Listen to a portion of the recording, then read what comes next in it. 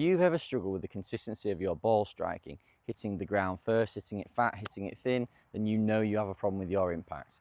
In this video, I'm going to talk about the 3 key things that you can do to help you get into a better impact more naturally. Before we get to the video, if you're new here, if you could please hit that subscribe button. I release new videos like this every single week that will help you improve your game. Right, let's get to it. So hitting the ball first is the #1 skill to master in golf. If you do nothing else but strike the ball out the middle of the face and hit the ball before you hit the ground, then you will always end up somewhere pin high, leaving yourself an option to get up and down, get down in 3, and never really shoot more than 5s and 6s and break 100 every time. I know through teaching golfers week in, week out, that when you have trouble striking the ball clean, then that's how you're going to rack up 6s and 7s, because you're just not going to get down to the hole very quickly. And there's nothing more frustrating than being able to get off the tee, taking then 2 or 3 to get down to the green, chipping on 2, putting for a 6 or a 7, and just wasting shots with duffs and poor strikes. So there's 3 things that I think people can correct and will help you get into a better impact more naturally. So the first thing is having a centered turn. Now what that means is, once you've got into a good address position, as you swing back, I want your upper center and lower center to stay over the ball or in the middle of your feet.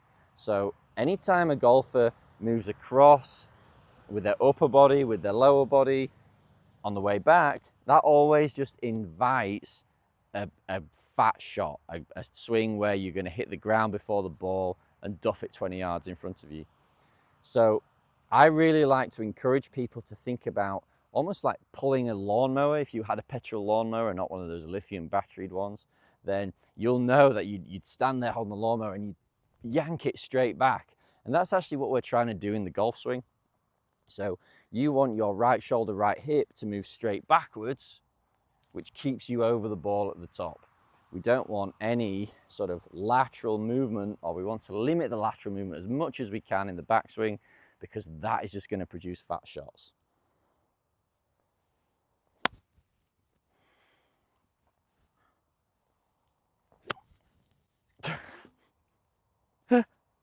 Staying nice and centered, I'm going to pull that lawnmower ripcord back and then strike the ball nice and clean.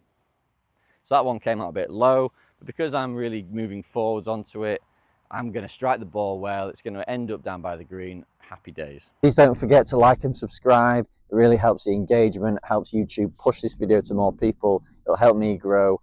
It costs nothing to you, so if you could do that, that'd be great. So the second thing that I think people can do to help them get into a better impact is use their wrists a little bit better.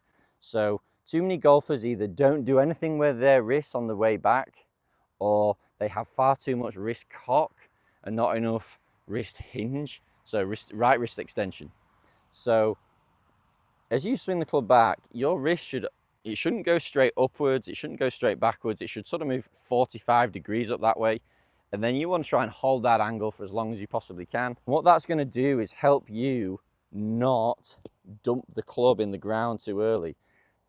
If I've set the wrist angle and then hold the wrist angle, I've got a really good chance of hitting the ground in the right place and helping me hit the ball more from the inside. The people who struggle with no wrist set always have this weird low hands in swing where the club stays below the hands for way too long. They end up over the top and steep, or they end up casting from the top, which causes loads of problems.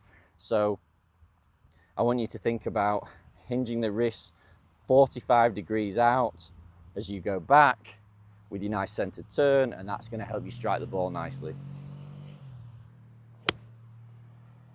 Perfect. The third and final thing that I think you can work on to help you get into a better impact is your hand depth. And what I mean by hand depth is, at the top of your swing, if you draw a line down from your hands, where does that go?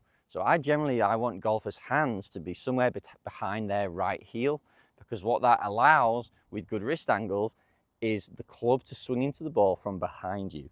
And that's how you hit a draw. It's the proper plane of the swing, and it's going to allow you to hit the ball first, send it out to the right and draw it back. Too often am I seeing golfers swing to a top position where the hands are sort of over the midfoot, or even worse, outside the foot. And you are just not going to be able to hit the ball without making some sort of weird, funky compensation. And just hit the ball terribly, hit the ball weak, hit the ball with a slice, and just never strike the ball cleanly. So we've got to get out of that if we can. So I like to feel like right from the word go, my hands are working in and my hands are reaching back behind me as much as possible. You would always rather have a flat swing than an upright swing, just because you're going to hit the ball further and hit the ball with straighter. So we're going to work on getting those hands behind the right heel, which will then give us a good plane for the downswing, allow us to hit that draw.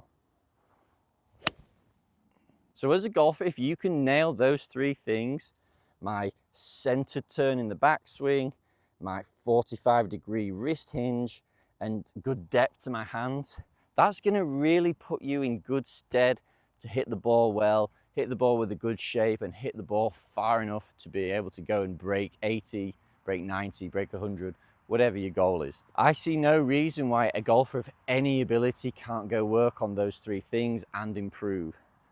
These are the things that I work on day to day with golfers all the time. I know these things work, and I know they help you lower your score.